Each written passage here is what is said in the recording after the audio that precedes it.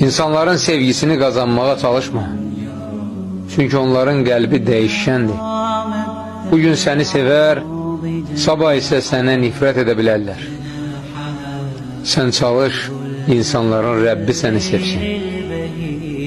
Əgər o səni sevsə, insanlara da sevdirər.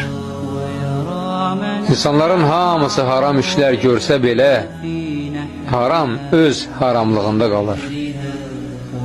Sən öz əqidəndə sabit qal və heç kəsə fikir vermə.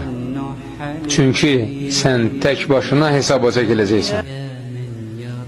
Odur ki, öz istədiyin kimi yox, sənə əmr olunduğu kimi Allaha ibadət et.